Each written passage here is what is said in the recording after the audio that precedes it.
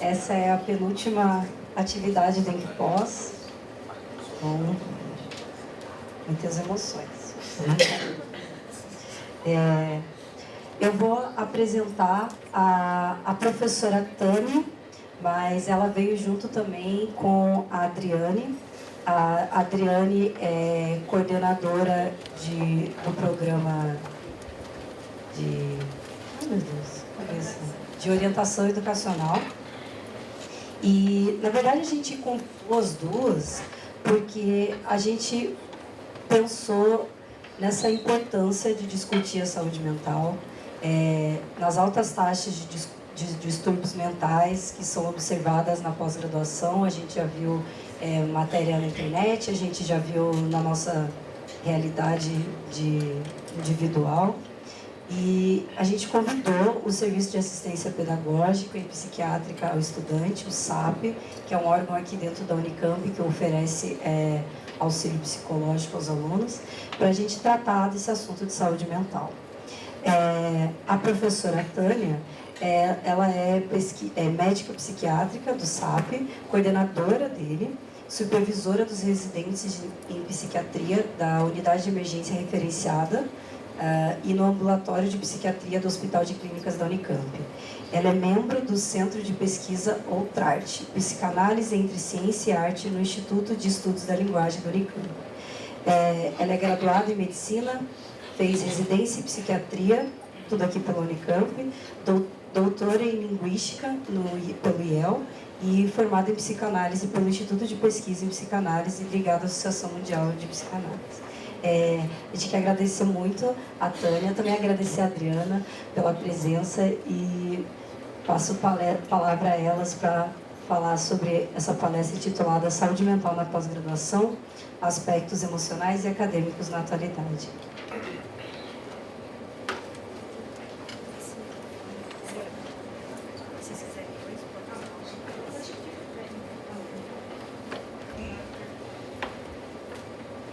Então, primeiro, boa tarde.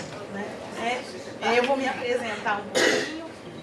Eu sou a Adriane, eu sou pedagoga, fiz mestrado e doutorado em Psicologia Educacional, bem um recorte específico.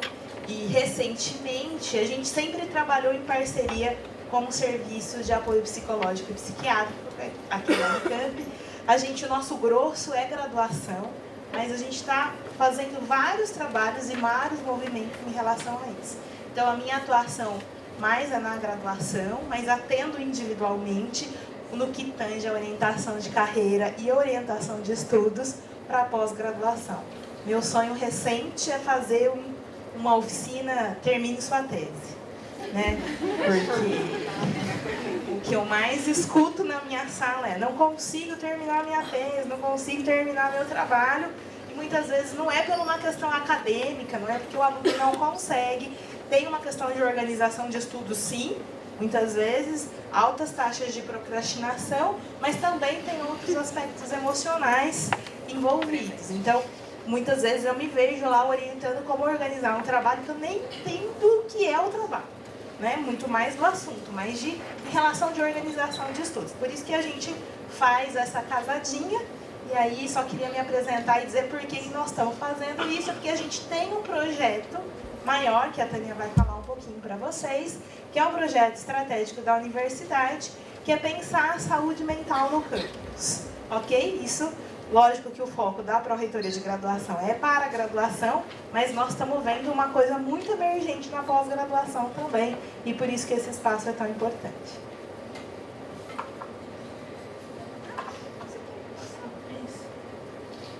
Bom, nós somos da PRG, né, mas 40% do que o SAP atende é pós.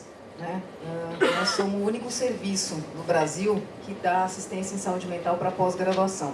Né? A gente sabe que Ribeirão dá assistência para graduação. A tradição de serviço de saúde mental em universidade está muito ligado à área da saúde, né? Porque tinha um entendimento de que é muito estressante você estar na área da saúde, mas a gente sabe que não é só na área da saúde que pode ter estresse. Mas é só na Unicamp que a gente tem esse atendimento e a gente tem sido cada vez mais solicitado, né? Eu estava comentando ali fora, né, que não é o primeiro encontro de pós que a gente é convocado a participar, porque isso é um assunto que está está em pauta, né? Por várias razões, né? Então, a gente ainda não tem um estudo, não tem muitos dados a respeito de pós, né? Porque também a tradição de se estudar saúde mental começou na graduação. Então, se vocês forem olhar a literatura, não tem tanta coisa a respeito de pós-graduação. Tem alguns artigos, a gente vai falar rapidamente sobre eles e um pouco sobre a situação da pós-graduação no Brasil, que tem as suas particularidades. E aí vamos falar de algumas coisas das questões aí de transtornos mentais e as nossas circunstâncias aí, né? Você quer passar? Não, vou ficar na frente. Acho que é importante só localizar que a pós-graduação como um todo, ela tem várias transições, né?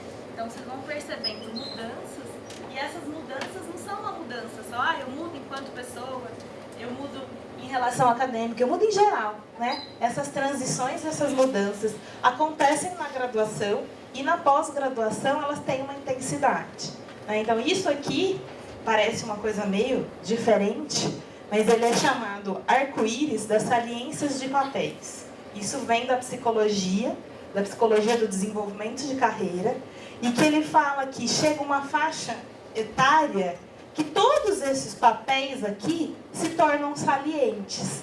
E aí, vamos ver a idade média da pós-graduação. A hora que a gente olha a idade média, que acho que o meu ponteiro não está funcionando, mas veja aqui. É atrás, tá. Agora está certo. Agora, olha que toda, se a gente pegar essa faixa etária aqui, ó, dos 25 aos 30 anos, todos os papéis estão presentes. Então, o que acontece? Eu passo de filho para estudante, eu tenho o papel do lazer, do cidadão, e olha aqui do trabalho. Muitas vezes no trabalho, olha o tamanho que ele entra das atividades domésticas. Então, esses papéis, a saliência desses papéis, porque muitas vezes lá na graduação, eu era só estudante. Ou eu era estudante trabalhador, mas fazia para me sustentar. Na pós-graduação, isso se intensifica. Os estudos mostram que é ali que se constitui família. Eu vou desenvolvendo outros papéis. E isso torna um pouco mais complexo a pós-graduação do que a graduação. Porque nós não falamos só de um papel, né? Então, eu não falo só meu estudo da pós-graduação. Não, eu sou estudante da pós-graduação, que estou me desenvolvendo enquanto trabalho. Se não trabalho, estou em vias de... quero constituir uma família, ou não tenho uma família, quero fazer uma família. Então, tudo isso fica muito saliente num curto período de tempo. E tem a particularidade de que você fica naquele limbo aqui no Brasil entre ser trabalhador e ser aluno, né? Você é cobrado como trabalhador, mas na verdade você é aluno, você não tem os benefícios que um trabalhador tem, né? Você não tem 13º, não tem aposentadoria, não recolhe isso, é cobrado como aluno. E principalmente, assim, começam essas cobranças e tem uma coisa que é a indefinição do que vai acontecer depois, né? Então, acho que a gente pode pensar aí, o mestrado e depois o doutorado. E uma coisa que eu sempre abro com essa pergunta assim, por que uma pessoa vai fazer mestrado? Essa é a primeira pergunta que fica aí. E depois assim, por que do mestrado alguém vai para o doutorado? Como é que essas decisões são feitas, né? Por quê? Porque isso implica em um monte de coisas, né? Qual é a expectativa que a pessoa tem quando ela vai para o mestrado? E depois, por que ela vai para um doutorado? Né? Porque o mestrado significa você aprimorar algumas habilidades de pesquisa, você saber montar uma pesquisa, você saber apresentar isso. O doutorado, você vai virar autor, né? Você tem que fazer uma marca, é um trabalho longo com um professor só. Essa relação, ela é atravessada por uma série de nuances, né? Porque você pode tender a repetir certos padrões numa relação que você tem com figuras de autoridade, você pode vir de um lugar de muito longe e o seu orientador ser a sua referência aqui, e isso pode ser um bom encontro e pode não ser um bom encontro, né? Às vezes, quando a regra não é muito clara de qual é o contrato, existe uma expectativa do orientando de um lado, uma expectativa do orientador do outro e um enorme desencontro no meio, né? Então, aí, você pode passar muito tempo até as pessoas entenderem do que se trata, né? E depende muito de habilidades que são de cada pessoa, porque, como a Adriane falou, assim, existem muitos aspectos que são da saúde ocupacional mas que não são reconhecidos na academia. Então, assim, o seu orientador e vocês que estão na pós e vão ser docentes, vão ser futuros orientadores, qual é o repertório que vocês vão ter para lidar no futuro com os alunos que vocês vão ter? A experiência que vocês tiveram.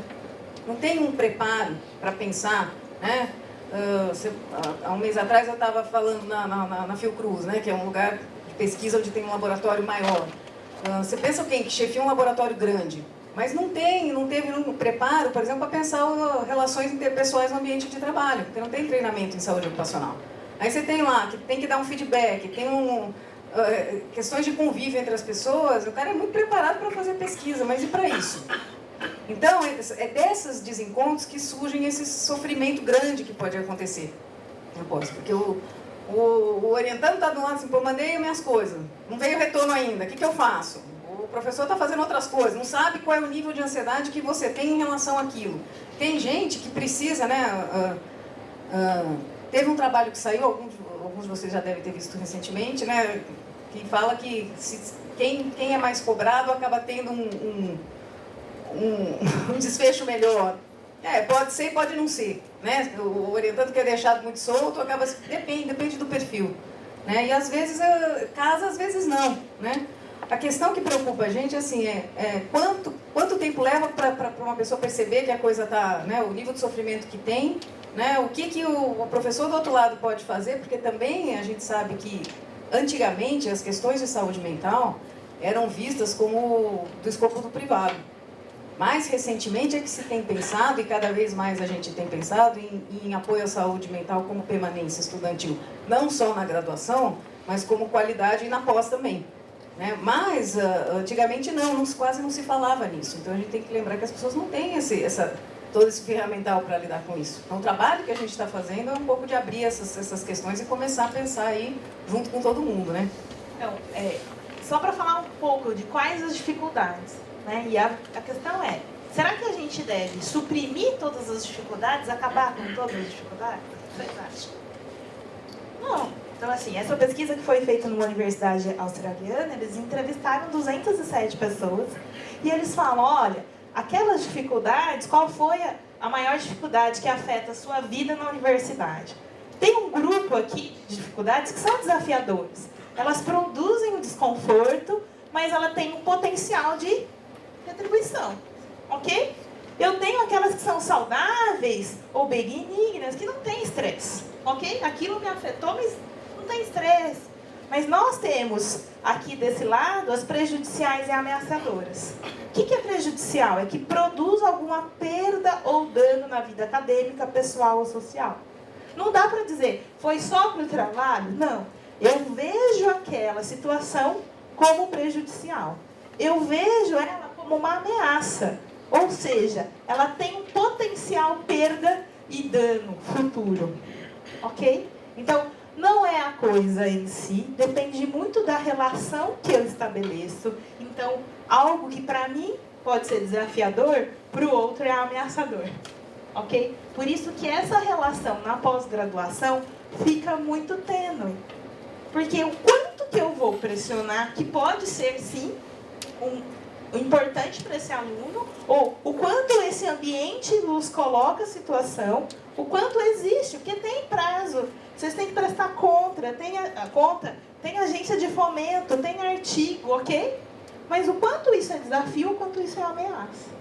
Né? Então, por isso que é importante dizer que as dificuldades, elas não têm que ser muito vistas, mas a pergunta é, como que é esse contexto da pós-graduação aqui para vocês? Eu vou dizer o que a gente fala. Eu não, né? Todos nós que pesquisamos na área de carreira. Principalmente é uma definição da carreira. Quando eu opto para a área da pós-graduação, eu estou fazendo uma opção de carreira. Né? E muitas vezes essa opção é para uma área de pesquisa em específico, que tem um repertório específico. E muitas vezes é algo que acontece. Para alguns são planejados, para outros acontece. O professor falando de tal, me tinha uma bolsa e eu caí ali. Será que eu sei? Será que eu consigo fazer isso? Então, essa é uma outra coisa.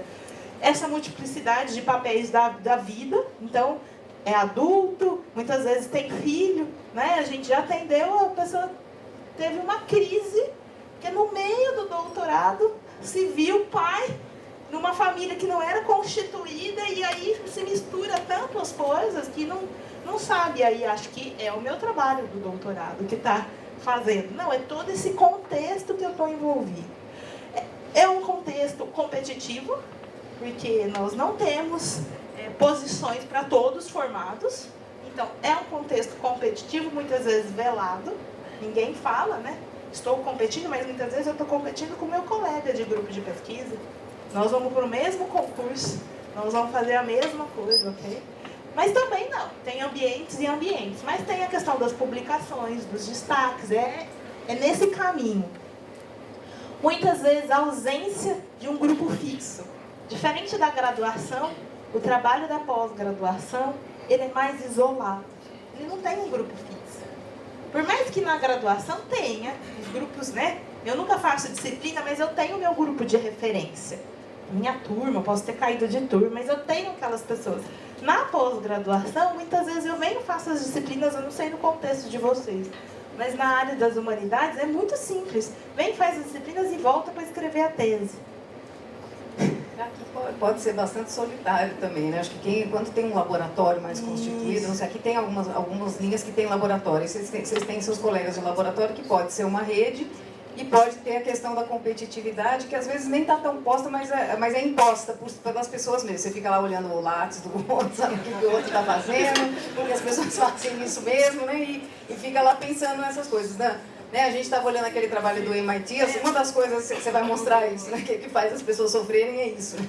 E isso que é isso aí. E tarefas para as quais muitas vezes vocês não foram preparados, intencionalmente, né? Então vocês vão ser PED. Alguém já foi professor? Como que é a relação com o outro? Ok? Vou lá fazer meu estágio docente. O estágio já é para fazer isso, mas muitas vezes é a distância da minha habilidade, do que eu faço com aquilo que é esperado. Isso pode ser uma ameaça, ok? Então, e podem ter muito mais coisas. Isso aqui é um cenário. Então, aqui, o que esses autores nos mostram é o domínio da dificuldade. Primeiro, é o alívio do desconforto. Se isso for muito desconfortável, o que pode ser feito para com isso, ok? Mas desequilíbrios fazem bem, faz a gente se desenvolver. O problema é qual é a distância disso. Porque muitas vezes é uma ameaça e eu não tenho repertório. Por isso que eles falam domínio das capacidades de enfrentamento. E esse artigo, eu gosto muito dele, que ele fala assim: a tarefa da universidade é auxiliar os estudantes a dominarem as suas dificuldades mais do que eliminarem completamente. Que a gente não vai mudar a pós-graduação, né? Mas como que eu posso fazer isso? Posso mudar algumas situações, mas tudo não vai dar para mudar, porque esse ambiente está constituído dessa maneira. Ok? Certo? Concordam? Tem alguma coisa? Querem? Gente, fiquem muito bem à vontade, porque a gente traz algumas coisas, né? Então, a gente vai falar um pouco dos levantamentos que nós identificamos para a pós-graduação, e lá no final eu deixo as referências, quem quiser saber mais. Então, esse levantamento de 2014, lá na Universidade da Califórnia, constatou. Então, eles fizeram com 785 participantes, 785 participantes dos 2.500 estudantes da pós-graduação, e eles encontraram esses 10 fatores que parecem que estavam relacionados como os estudantes da pós-graduação viam suas vidas. Então, assim, isso vai muito do que a gente colocou antes. Primeiro, a perspectiva de carreira, a saúde geral. Pensa que às vezes a gente acha que é só uma doença, ok? Mas tem uma questão de saúde, as condições de vida, o engajamento acadêmico, esse suporte social. Lá nos Estados Unidos tem muita questão que tudo é pago, né? Então, a questão, não que a gente não pague aqui, né? Mas lá, além de tudo isso, tem a questão da confiança financeira. Quanto eu estou com um repertório para pagar aqueles estudos, né? O progresso e a preparação, as questões de sono. Isso é uma coisa que nos assusta quando a gente conversa com os alunos. Os hábitos. Os alunos acham normal dormir 4 horas por dia. Normal, professor. Eu escuto isso. 4 horas estou no lucro. isso tem implicações na cognição que são consideráveis. Então, assim, é uma coisa para ser discutida, né? Na pesquisa que a gente já viu com os alunos de graduação, 21% deles têm alterações consideráveis nos hábitos de sono. Então, a gente pode supor, a partir disso, que na pós deve ter um padrão disso para mais. Sentir-se valorizado, incluído, né? E o relacionamento com o orientador, ok? Isso em 2014. Certo? Então, esse relacionamento com o orientador é uma coisa que a gente sempre fala, né? Se eu tenho uma boa experiência, se eu trago essa bagagem, mas muitas vezes o orientador não tem dimensão do que acontece de fórum íntimo, né? Porque ele faz uma fala, eu já vi, e eu me vejo nessa situação muitas vezes, e eu falo assim, mas eu não falei com essa intenção, né? E aí você desmorona o trabalho do cidadão, mas não, calma lá, né? Outro dia um aluno falou assim pra mim, nossa, professora, você gosta muito de usar a caneta vermelha? Eu falei, não, é a única que tá, você tá vendo que é a única que tá aqui? Não tem nada, não tinha nenhuma relação. É que eu peguei a primeira que tava ali. Então, às vezes a gente não se atenta e muitas vezes a gente não percebe que a gente encarna papéis que não são nossos, quanto docentes, ok? Então isso é importante. Recentemente, então, a gente teve acesso a esse material, eu e Tânia estamos fazendo uma peregrinação aí, revisitando situações de universidades, principalmente no modelo norte-americano, a gente vê isso em outros contextos, mas no norte-americano, eles têm uma grande preocupação com saúde mental. Então, nós estamos revisitando, não só lá, eu tive um estágio também lá em Portugal, que tive alguma outra experiência, mas esses aqui, eles são, e principalmente no MIT, eles adoram números, né? Então, eles fizeram muito, quem quiser é bárbaro, eles têm um manual, quem quiser, vocês das exatas vão adorar, o manual é pá, pá, pá, assim, é tudo, é este número, então faça isso, quando encontrar isso, faça aquilo. A gente tem uma certa, das humanidades, uma certa dificuldade, mas foi bem legal e é extensa a pesquisa deles, né? Então, eles pegaram 20% exatamente de todo o campus deles, da pós-graduação. Pensa que eles pegaram esse survey com 1.700 alunos da pós-graduação deles. Então, é um survey bem detalhado, quem quiser, e eles vão fazendo a comparação. E aqui eu só trouxe para vocês os principais fatores de estresse no MIT. 87. Só olhar os 3 primeiros aí, que vocês vão ser. Gestão da carga de trabalho, 87% das pessoas. Equilíbrio entre os compromissos. Comparar o seu desempenho com os pares. E é isso que a Tânia falou. Às vezes eu estou fazendo, mas estou colado no que o outro, porque é um ambiente competitivo. E a pior coisa que tem para você sofrer é você ficar se comparando com as outras pessoas, porque sempre, né, vai ser sofrimento, né? Se você já se põe para se comparar, é para isso. Essas 3 aí batem muito com a experiência clínica que a gente tem no SAP. A gente pode dizer que as pessoas aqui estão sofrendo mais ou menos das mesmas 3 primeiras queixas, né? E aqui... E a quarta também. Aqui a gente brinca, é o luto da saída, né? O que é o luto da saída? Muitas vezes eu aprendi, fui muito bem, então eu sou muito bem estudante, sem desempenhar esse papel, e vem a palavra, e agora? Fiquei 10 anos, muitas vezes, porque fiz graduação, mestrado, doutorado, fui engatando uma coisa na outra, e eu me vejo, de repente, o que eu vou fazer agora? Só sei fazer isso. E tem esse luto, que é uma perda de referência. Né? Outro dia um aluno chegou para mim e falou assim, você acredita que eu não posso pegar mais livro na biblioteca? Eu falei, defendi. Eu falei, é? Ele falou, e agora? Não sei.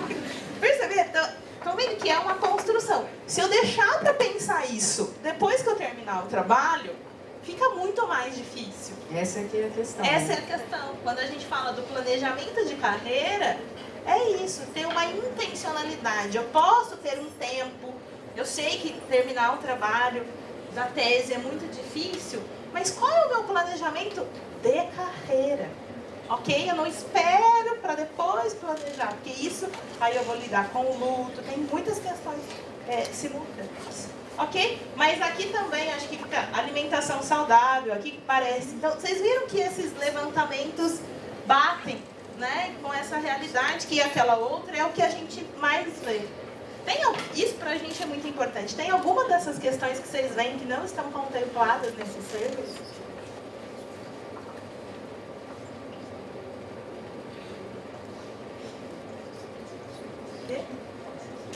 Tá completo, é isso? Tá faltando?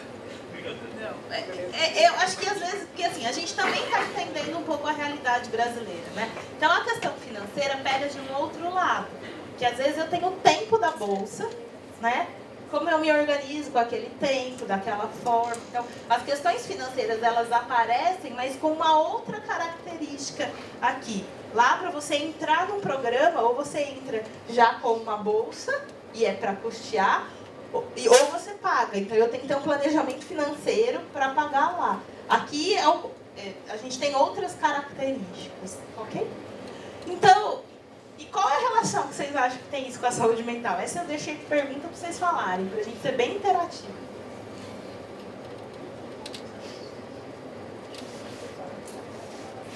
Um de cada vez.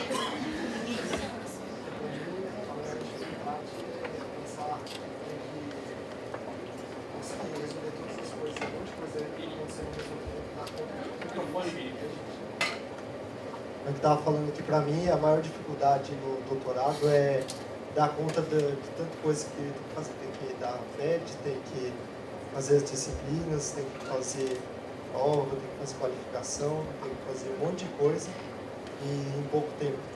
Então, e junto com a dificuldade de cada um. Então, dar conta de tudo isso para mim é meio, quando eu paro para pensar, é desesperador. Então, eu nem penso às vezes. Primeiro não tem da lista Não vai. O que mais que eu falo? É possível que só eu estou desesperado.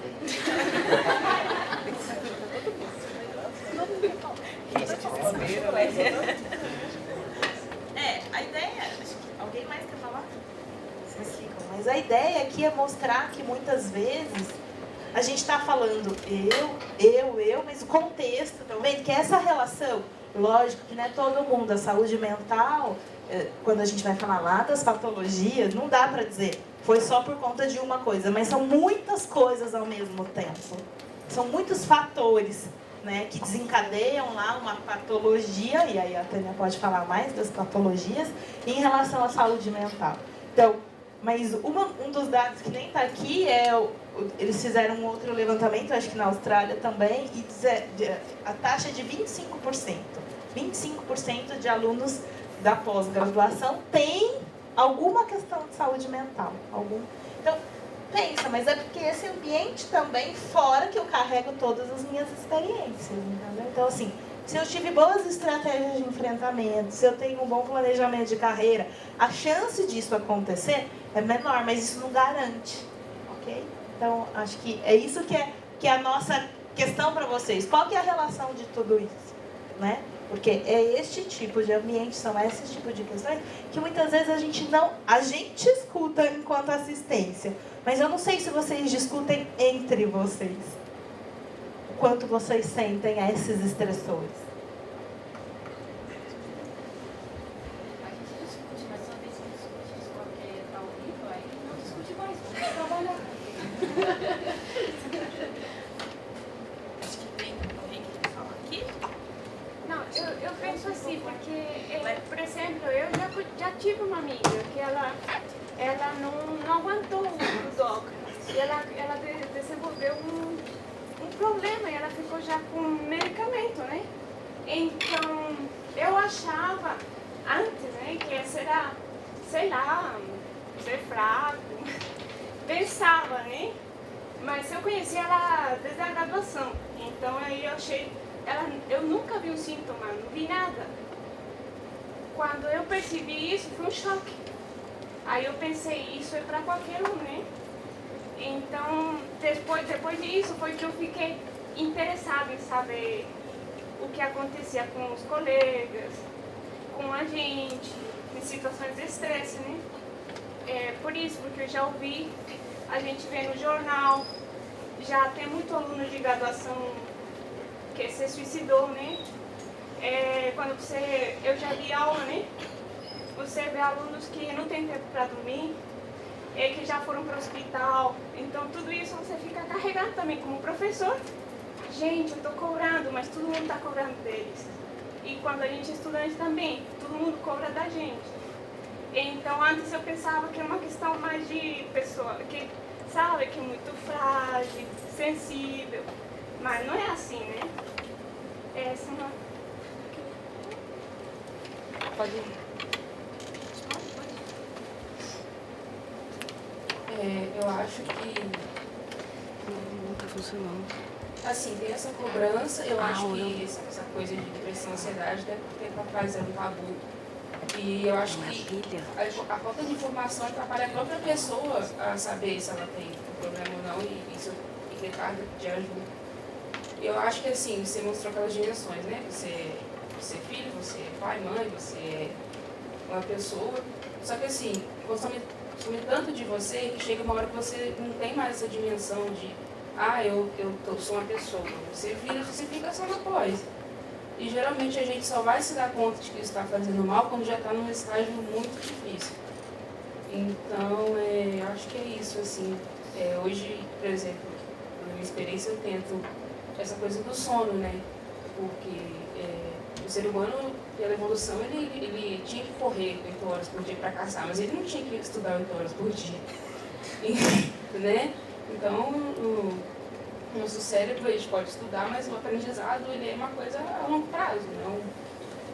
Então, acho que falta informação e falta também essa coisa de você conseguir se colocar os seus limites. Não, eu vou até aqui, entendeu? Eu sou uma pós-graduanda, eu também sou mãe, sou filha, eu também sou uma pessoa que tem outras coisas. Eu não sou só pesquisadora, eu não sou só estudante. Eu sou isso também, sabe?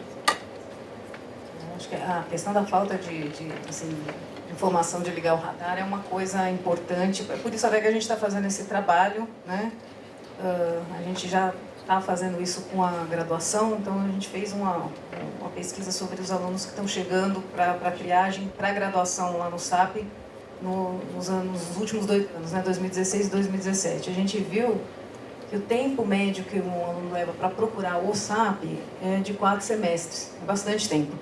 Entre quando ele não começou a se sentir bem até o momento de procurar. Tem a ver com isso, tem a ver com achar que é fraqueza, tem a ver com achar que eu sou menos do que o outro porque eu não estou me sentindo bem, eu estou aqui, eu deveria dar conta disso aqui tudo, né? Então, até chegar num ponto em que você procura daí o serviço de saúde mental. Existem as patologias, a gente vai falar um pouquinho delas logo a seguir, mas existem coisas que talvez possam ser mais equilibradas. É um desafio fazer esse equilíbrio na pós, porque eu acho que o momento da pós, principalmente do doutorado, é um momento muito sui generis na vida de uma pessoa, porque você tem que fazer um trabalho muito longo, né? Desenvolver um trabalho, mesmo assunto, durante muito tempo. Eu acho que é um momento único, né? E é o último estágio que você sai da condição de aluno e vai para a condição de par né? Dos seus professores. Então, é uma passagem em muitos níveis. Né? Então, vai ser estressante. Né? Tem um estresse inerente. Quando se escolhe, isso que a Adriane falou, quando se faz uma escolha por um doutorado, se faz uma escolha por fazer a travessia desse momento. Né? Então, a questão do que se espera e como você vai lidar com isso é que é importante de saber, até para você se conhecer, e é o momento em que você vai conhecer os seus limites mesmo e quais são as ferramentas que você tem na caixa. Né? Assim, o que você vai poder lançar mão, quais são as estratégias que você vai poder usar para enfrentar esse momento que é tão único. Né? Então, a ideia é mesmo pensar o que você pode esperar e que estratégia você pode lançar mão para dar conta disso. Né? Que vai desde isso que a Adriane está falando até, claro, ter um serviço de saúde mental. Se a Unicamp entendesse que isso não existe, né? Não é uma coisa importante, não teria lá um andar lá do SAP para isso. Né? Então, são todos esses aspectos aí que tem que ser visto. Né? As questões agora mais das patologias, que isso sempre nos perguntam, né? Então, na população em geral, a gente tem distúrbios de ansiedade da ordem aí de 9,3%. Isso é uma questão, a população em geral. De quê? É epidemiológica, da população geral, né? E a depressão de 5, pessoas. Ok? Isso quando a gente fala das questões que ansiedade a gente tem que desmistificar. Ansiedade é bom. Todo mundo olha quando eu falo isso, o pessoal olha pra mim e fala, bom que você sente isso, né, Adriana? Eu falei, sinto. Mas muitas vezes a ansiedade, quando ela está na medida certa, ela que nos move. Então você antecipa, ok?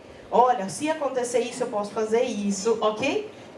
Talvez aquele cenário, eu vou dar só um cenário quando não tem ansiedade, que é tão prejudicial quando ter muita ansiedade. Vocês já tiveram algum colega da graduação que abriu a porta e falou, ué, tem prova hoje? Ok? Isso é zero ansiedade. O que é zero? Em relação ao domínio acadêmico, entendeu? A pessoa não antecipou nada. Ela não se preocupou com nada.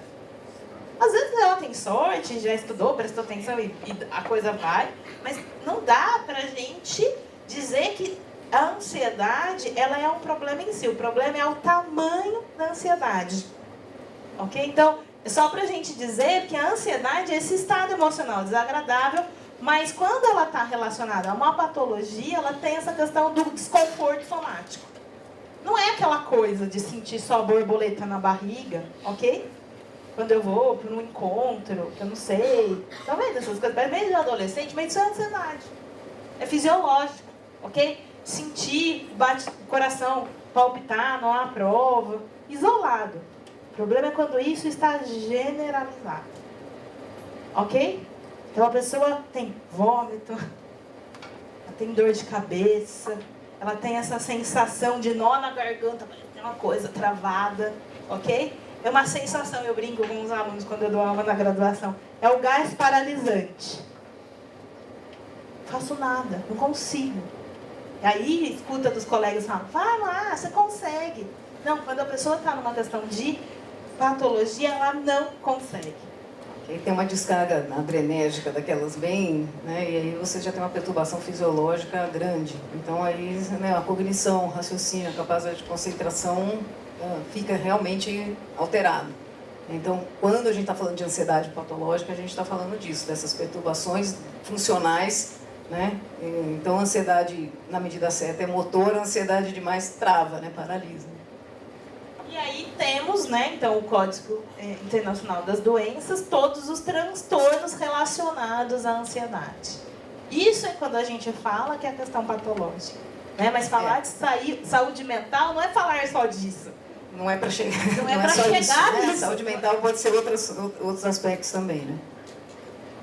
Porque muitas vezes, quando a gente vai falar de saúde mental, parece que vamos falar só de patologias. Não, nós estamos falando desse ambiente, das questões dos estresses, de como me manter saudável. Mas uma das questões também são as questões que são desencadeadas em relação a patologias a isso. Okay? Então, quando acontece, precisa ser tratado com um tratamento certo. Por quê? Porque um transtorno desse não bem tratado, ele realmente pode causar muito prejuízo e definir uma trajetória. Né? Se você tem uma má experiência, uma experiência de ansiedade muito grave com alguma coisa, seja ela uma prova, um pré-banca, um exame de qualificação, você pode criar uma via, né, de ansiedade e ficar depois com medo de repetir aquilo, com comportamento de evitação, e aí você vai se esquivando e realmente tendo perdas, né? Então, e ter esses transtornos pode não depender do ambiente, ele pode ser gatilhado pelo ambiente. Então, isso para tirar um pouco o estigma de dizer assim, nossa, eu tenho isso, ou então não quero ter isso. Não. As pessoas podem ter isso, podem tratar isso e levar suas vidas muito bem, obrigada, adiante, tratando seus transtornos, uma boa, né? E a gente tem muitos alunos que desenvolvem, mas quando estão em tratamento, ficam bem, ok? Mas tem que ter uma ajuda especializada. E muitas vezes o que a gente percebe é essa demora para chegar na ajuda especializada. Ok? Tem outros aqui, mas só para exemplificar para vocês que não é uma questão, estou me sentindo ansioso. Não. Tem muitas questões e isso aqui, quem faz o diagnóstico é médico. Ok? Isso não é o colega no bar. Porque às vezes fala, você só está ansioso, vai lá, toma um remédio, tudo... Não, quem faz isso... Por isso que a gente trabalha muito interdisciplinar, ok? Mas o psiquiatra sabe tudo? Não, porque às vezes é uma questão simples, leve, que de uma orientação, né? Principalmente às vezes uma orientação de carreira, eu posso ajudar numa rota que a pessoa não precisa desenvolver aquilo. ok? Mas nós estamos falando isso sim preventivo. Mas uma vez que já aconteça, é o psiquiatra e o atendimento psicológico. Então a gente faz muito bem esse recorte lá na equipe para que isso possa fazer. Então, em alguns casos, eu falo, para a gente tentar evitar a patologia, é ter este que a literatura chama de autorregulação emocional. O que é isso? É essa capacidade de exercer sobre algum controle sobre o próprio afeto. A gente sabe, pela história da psicologia, a gente não é 100% consciente, tem o domínio do inconsciente. Não adianta a gente querer controlar tudo, ok? Mas se a gente não consegue perceber um certo controle sobre isso, o que é esse controle? É expressar emoções positivas e gerenciar as emoções negativas. O que é isso, Adriane? Porque muitas vezes eu só olho para aquilo que está dando errado. Eu não olho qual foi o percurso que eu fiz que deu certo. Ok? Então sempre pense em algumas situações que é isso que... Não estou dizendo quando na patologia tem outros caminhos. Mas em geral, quando a gente consegue exercer esse certo controle, fica bom. Olha, eu já consigo fazer isso. Isso aqui está difícil, estou insatisfeito, estou com medo, mas o que eu posso fazer?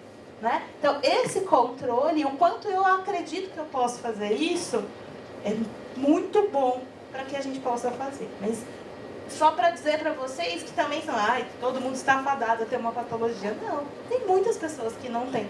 Porque elas fazem esse mecanismo. Né? Sou filha, isso eu consigo fazer isso está dando certo. Ok, isso aqui não está dando certo. O que eu preciso fazer para isso aqui? Ok? Mas quando isso se torna generalizado, parece que eu não tenho controle nenhum. Ok? Então isso só para dizer. Mas são em alguns casos, viu, pessoal? Não, só para dizer para vocês que isso aqui é quando a gente está falando antes, nessa situação mais preventiva. Então, eu vou até pular aqui, mas o que é importante, né? Até vou falar aqui. Contar com essa rede de apoio, né? Então, às vezes, o próprio orientador pode ser uma rede de apoio. Ele é uma pessoa... Na graduação, a gente não tem essa coisa mais 1 a 1, entendeu? E não significa falha, né? Mas essa rede de apoio me ajuda a perceber coisas que eu já consigo e das coisas mais difíceis, o que eu posso fazer? Não é porque eu estou na condição de pós-graduando ou de doutorando que eu não posso contar com essa rede de apoio. Colegas, recursos institucionais, foi o que a Tânia falou, se não fosse para ter, a gente não teria o andar, né? A gente não teria o serviço lá de orientação, e até as bolsas de permanência. A Unicamp tem uma relação com a pós-graduação muito grande em relação. E sempre salientar os aspectos positivos e os negativos como que eu posso enfrentar, de desenvolver competências, né? E aí eu vou falar algumas coisas, ações que estão sendo feitas. Só que é importante, foi o que você falou, eu tinha uma colega lá e eu não tinha percebido nada. Será? A gente sempre fala, será? Né? Alguns indicadores, tem gente que é muito fechado, mas tem alguns indicadores que esse manual, convido vocês a lerem esse manual do MIT, alguns indicadores que são interessantes. Então, no aspecto acadêmico, então, uma pessoa que nunca faltou e agora começa a ter ausências, ok? Bem repetitivas, ou nas entregas de atividades ou prova. Declínio na qualidade do trabalho, era alguém que fazia tudo muito bem, de repente. Isso é de repente mesmo. Necessidade repetida de negociar prazo. A pessoa nunca fez isso. Uma coisa é procrastinar, hein, gente? Outra coisa é aquele comportamento não estratégico. Outra coisa é sempre estar nessa afobação e não era característico da pessoa fazer isso.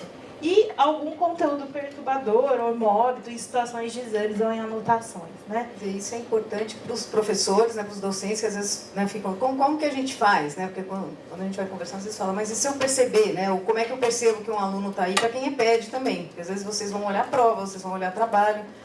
Um aluno que tá assim, você pega uma prova, isso já aconteceu, já deve ter acontecido, né? Tem alguém que escreve uma coisa muito diferente, muito estranha, né? Assim, isso é um sinal de que alguma coisa não vai bem.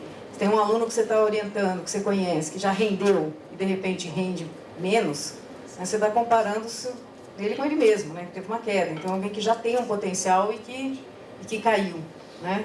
Então, a Adriana falando isso, né? Porque é importante, às vezes, quando a pessoa não consegue ter essa percepção, às vezes quem está em volta consegue, né? E aí Alguém pode chegar e dar um toque na pessoa. Normalmente a porta da entrada em algumas situações é pelos colegas. A própria pessoa não chega no serviço, mas os colegas vão, olha, tem um amigo fulano de tal, tá passando por isso, por isso, por isso. E a gente orienta muitas vezes o grupo de colegas para fazer aquela pessoa chegar no serviço especializado. Por isso que é tão importante falar isso para vocês. Né? Em relação à questão física, então, deterioração da higiene pessoal, então, uma pessoa que não toma banho e que não come há dias, ela está dando um sinal, gente. Ok? Perda ou extrema ganho de peso. Gente, estamos falando de extremidade, não é porque um ganhou um pouquinho mais de peso. Olá. Tem que ter um cuidado, né? Extremo, né? Então, a gente pode listar alguns casos, assim, mas, por exemplo, outro dia chegou uma aluna lá com 47 quilos. Ela perdeu muitos quilos em um semestre. Até eu me assustei. Né? Então, ok, então, tá bom. Então, só para vocês, a gente está ansiedade depressiva e as questões comportamentais e emocionais. Só para fechar, eu vou fechar com a rede que nós temos de assistência. Ok? Então, lógico que a gente tem uma questão bem preventiva. Termine minha tese agora. É uma próxima oficina, ok? Porque tem como terminar a tese de uma maneira mais planejada. E as questões de moradia. E eu recentemente fui dar uma palestra no EA2 que é do pé de... pessoal.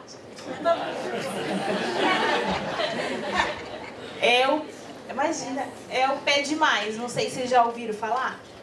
É um programa para formação para docência no ensino superior que está sendo oferecido por este órgão do EA2. E ele faz toda uma questão de design instrucional para quem quer se formar professor do ensino superior. Então, essa é uma oportunidade para quem está aqui, de uma maneira muito preventiva, que futuramente eu quero me preparar para essas questões.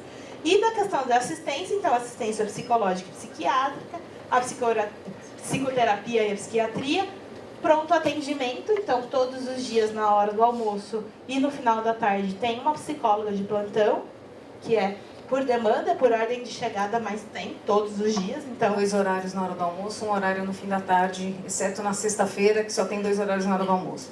Ok, mas alguém leva essa pessoa que tem alguém de plantão, se não puder, e aí eles ajudam a avaliar se é uma questão de urgência, ok? Urgência, chama o SAMU, chama aqui dentro a ambulância do campus. Vocês sabem que tem uma ambulância que pode ser chamada, né? Então, vocês têm lá o número, então tá bom.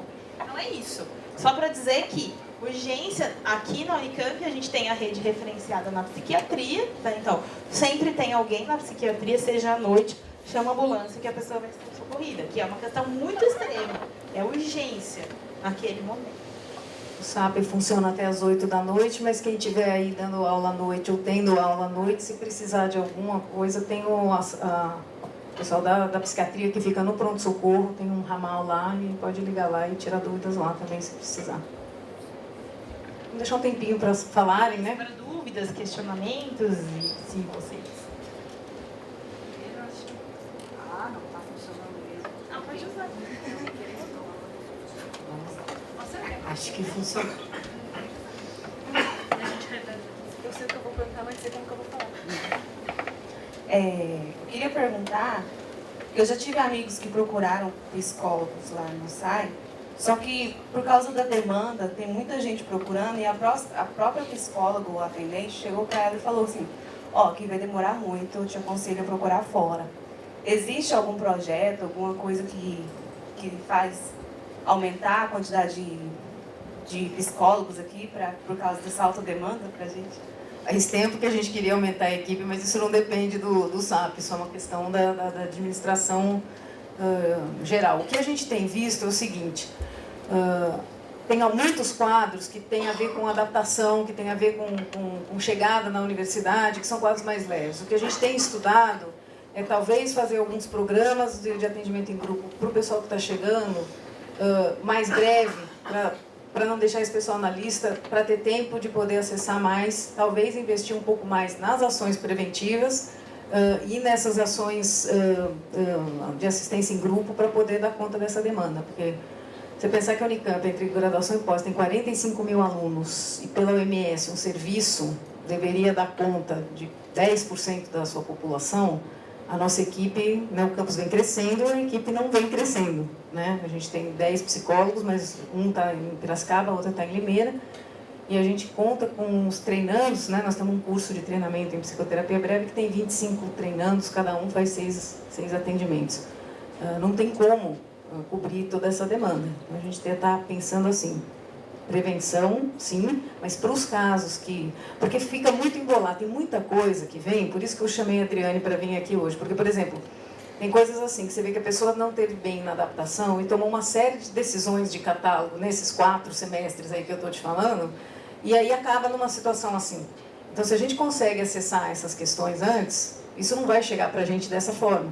Né? Então, eu não vou precisar, por exemplo, eu, numa consulta de psiquiatria, uma psicóloga, numa consulta de triagem, fazer orientação de catálogo, que a Adriane poderia estar fazendo, porque antes ficava tudo muito embolado. Por isso que nós estamos estudando tanto a triagem, para saber quem é que chega, como chega e por que chega. E aí poder qualificar um pouco mais essa assistência, justamente para deixar mais espaço para assistência, para as patologias que precisam mesmo da assistência e conseguir fazer esse fluxo da lista de espera andar melhor. Mais alguém? Mais algum comentário? Mas, assim, as urgências têm que chegar lá e têm que ser levadas para lá. Isso a gente não sabe bem. Então, lembrem que tem o pronto atendimento, que se tiver uma situação de crise, tem que ir para lá. Não fica pensando que vai demorar, que não... Pelo amor de Deus. Né? Mas alguém tem alguma pergunta, alguma dúvida, sugestão? Sugestões são bem-vindas. Bom, a comissão gostaria muito de agradecer pela presença de vocês. Vamos todos agradecer também.